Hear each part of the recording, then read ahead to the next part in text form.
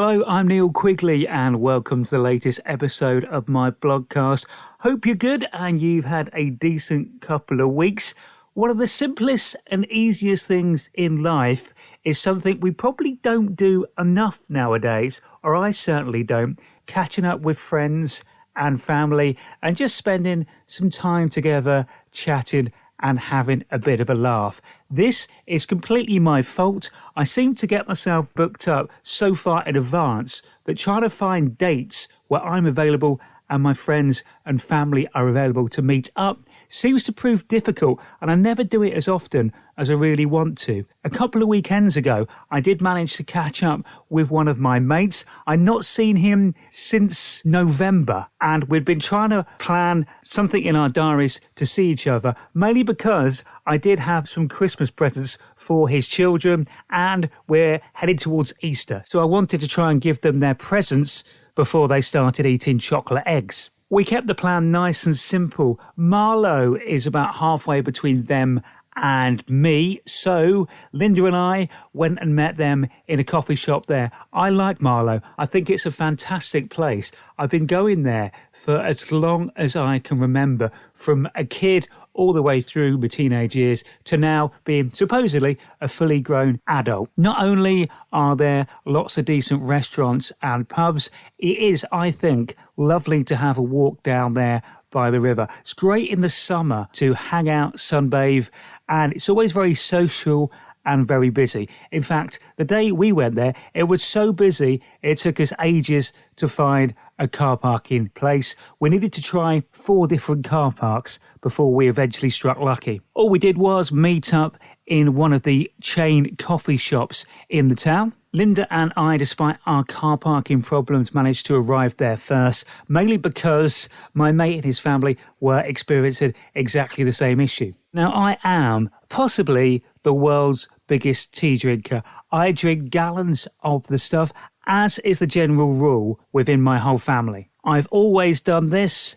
I don't know how I managed to get through school only having some tea before I went in and then not having tea till I got home, because I can't get through the working day without having probably 9 or 10 cups of tea. That is my go-to hot drink. However, over the last 5 years or so, I've started doing quite a bit of travelling to various places, and what I've found is some places are not that great with the tea, and also as we get older, our taste buds do change, they develop, and we sometimes like new things. So during this period, I have occasionally started to try forms of coffee, and I'll use the term coffee lightly so not to offend any connoisseurs. By this, I mean I've started having the odd latte or cappuccino, which I know is mostly milk or cream. However, it's about the right amount of coffee that I can cope with. For instance, when we were on holiday in the Dominican Republic recently, I had at least 1 latte every day and I really enjoyed it. So Linda and I are at the counter. I found myself a gluten-free millionaire shortbread to have. Love those. They are fantastic. So had to have one of those. And just as we're placing the order, the girl behind the counter says to us, "Oh, for 30p extra, you can upgrade your drink to a large." Now, I absolutely love a bargain. So I thought, for 30p to get a large, great. Now, somehow, this was the first time I'd ever had a latte, or cappuccino for that matter, in the establishment. Therefore, I didn't actually know how big one of their in-house large cups was. Turns out, and you probably already knew this, they're absolutely gigantic. I basically got a vat of latte. The mug was so big, it had a handle on each side so you could pick it up. I don't think I've ever had that much tea in one cup, let alone a drink I'm less familiar with. I think it lasted me about half an hour, and it was so big and ungainly, I actually had to check with Linda if I was supposed to use both handles to drink it. I couldn't see any other way of doing it. I mean, I did enjoy it. It was very nice, but it was a lot of liquid, even for me. So my mate and his family arrived. I finally managed to give his kids the Christmas presents that I had for them, which fortunately went down well. They both seemed to like them. And we were just chatting and catching up. As it happens, his wife is also a celiac too, and she was only diagnosed a couple of years ago now, so it's still relatively new to her. So we had a bit of a chat about that and our gluten-free eating out experiences. And then as we were chatting, it turned out another one of our mates had been round to see him the previous night. Now his wife had gone out, so he was fully in charge of the children. They're still relatively young, so he put them to bed, quite rightly, at a reasonable time, and he and our other mate continued talking in their living room. It turns out, and this I'm sure has happened to everyone at some point, they were possibly speaking a bit louder than they realised. So his children took this opportunity while we're all together in the coffee shop via their mother to call a family meeting, which is something they do when they've got something to discuss with the whole group, which makes perfect sense. The subject of this family meeting was my mate's language during the conversation with our other mate. It was a bit like he was appearing in court and he had to give his defence. His defence, by the way, was to blame our other mate completely for any language, although the children were pretty sure and certain that they heard his voice utter words that he shouldn't have. So basically, an apology was issued. I don't know if I was supposed to get involved or not. I suspect not, but I was actually siding with the rest of his family on that one. If children might listen, try and keep all conversations PG. I know, around the house, that's a lot more easily said than done. Anyway, we had a great couple of hours catching up with them. Then Linda and I went off to get some food. And of course, we had to go to a celiac accredited restaurant as always. They've got a lovely coat in Marlow. So we went there and had what I thought was a lovely 3-course meal. I had 3 courses. Linda had 2. I have to have pudding or dessert. It's not a proper meal unless you have something sweet at the end, in my opinion. I was impressed and pleased with the food. I know they're celiac accredited, so I know they'll serve me safe gluten-free food, but I still like it when they put a gluten-free flag in the dish when it turns up. It puts my mind at rest and makes me feel very happy. So we had a nice meal in there.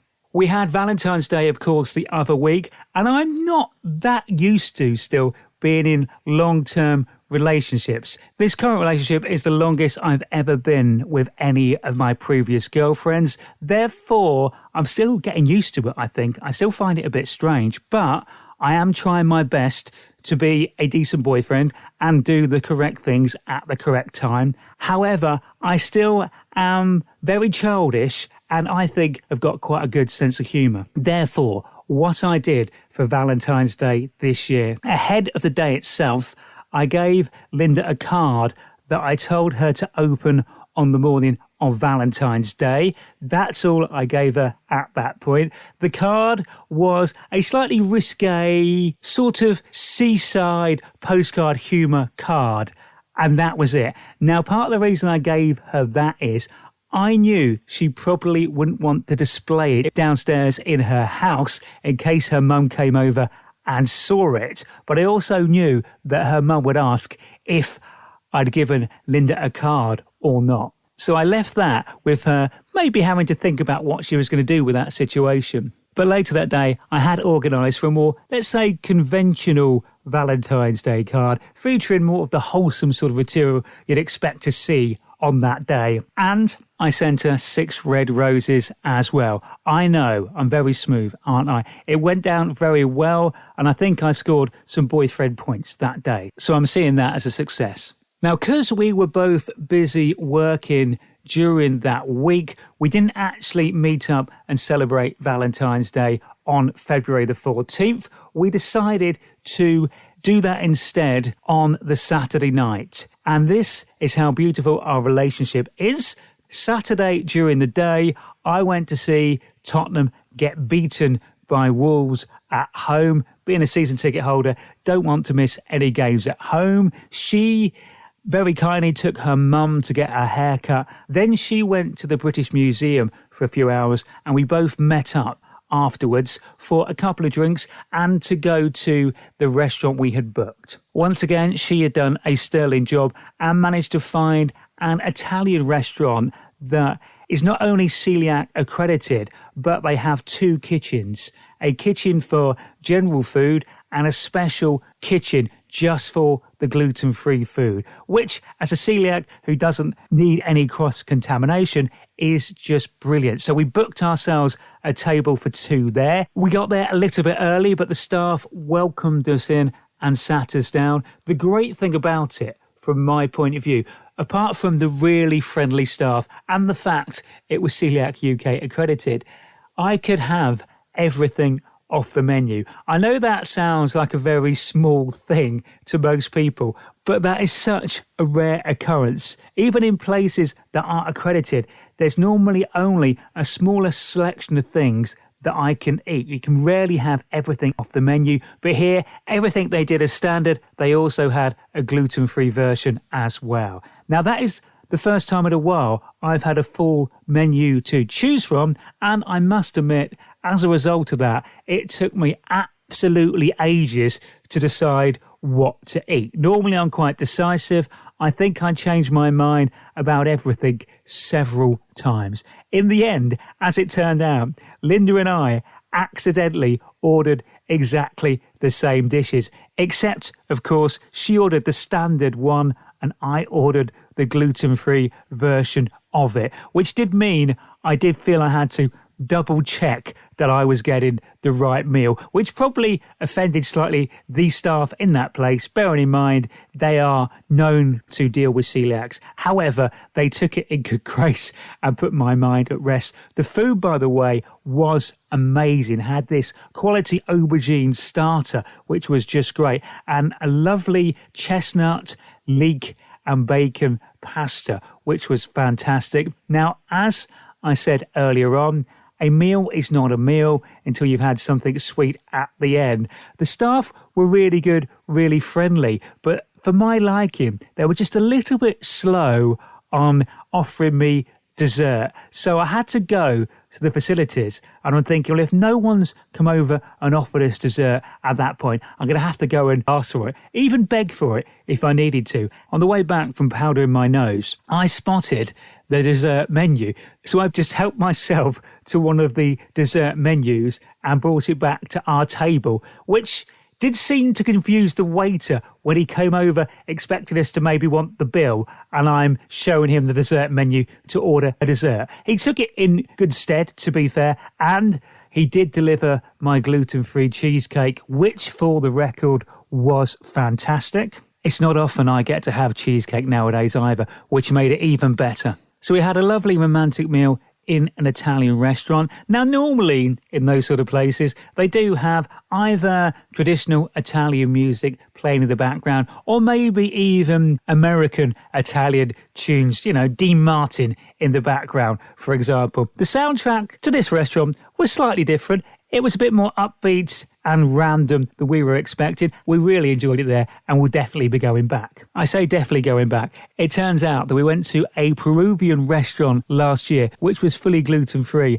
and really nice. It had been open for about 15 years. We went there and we're thinking we must go back there. It's fully gluten-free. Again, I can have everything on the menu. It's great. Yeah, turns out that place is now sadly shut down. So I'm hoping we're not a bit of a jinx on these places. Otherwise, I'll be limiting the amount of places that I can really enjoy eating at, which will be upsetting.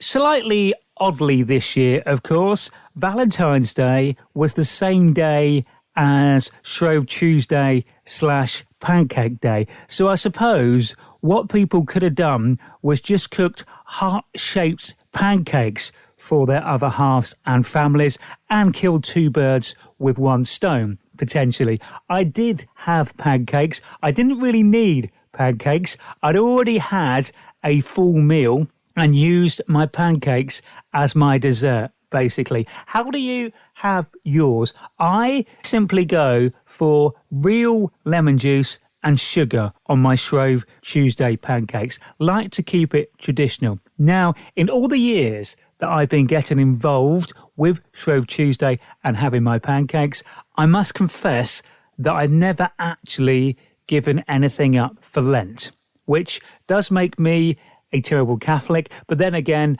I've known that for several years already, I guess. The one thing that I worried could be a problem for some people this year, if you didn't pay full attention to your other half, or you didn't realise that Ash Wednesday, the start of Lent, followed Valentine's Day this year, I'd be concerned you could end up buying your other half chocolates and then find out the next day they're giving up chocolates for Lent, which would not be ideal, of course. One thing I will say is, though, I do cook a particularly good pancake, and for the record, I'm quite the tosser, you know. This weekend, it's actually the 4th anniversary since my girlfriend and I went on our first date. Classic first date stuff, local pub on a Sunday, both driving, both having soft drinks, nice and simple, nice and straightforward. We got on, we had a good time.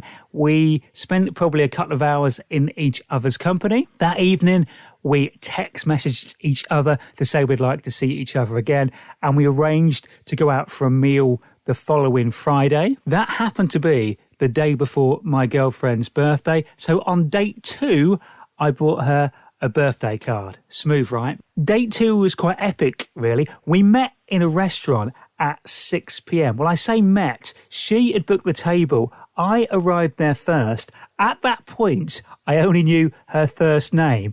So I walked in and I said, we've got a table booked. And he goes, for who? And I go, Linda, very confidently. And then he says, which one? We've got 2 Lindas. That, of course, gave me a 50-50 chance of being correct. Somehow, I don't know how, I picked the right surname and the right Linda and got to our table. Otherwise, I guess I could possibly have been going out with a different girl for the last 4 years. Who knows? Anyway, to mark the occasion, we're spending the weekend in London. We've got some dinner plans and we've got a trip to the theatre coming up as well. I'll tell you all about that next time. I mentioned them briefly earlier, of course, still going to the Tottenham Hotspur games and enjoying the experience. It's good to go along. I like it. You catch up with your football mates. We have a bit of a chat. We have a bit of a laugh before the game. We watch the game. We cheer the team on. We see what happens. And then there's the debrief in the bar afterwards. We're happy when we win. We're less happy when we lose. But it's all part of life. And we've actually had a week off from games this weekend. We're back in action next Saturday at home to Crystal Palace. So I'm looking forward to that.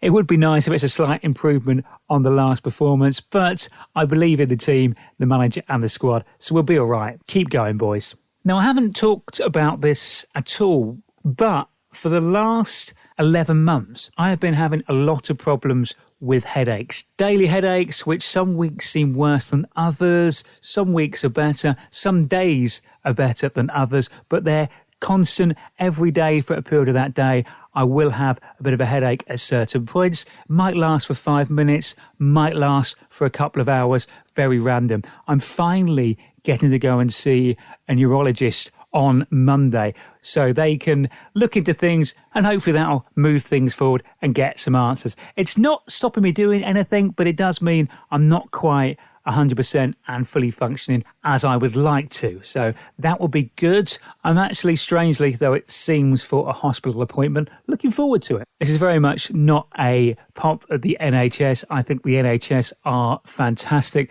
They're doing a great job. They're just so busy with such a backlog at the moment. It's so tough. So that's all good. Just a quick reminder that you can hear my radio show Saturday afternoons between 2 and 4 at radio9springs.com. That is it for this time. Thanks for listening. Look after yourselves and each other. I will speak to you soon. Bye-bye.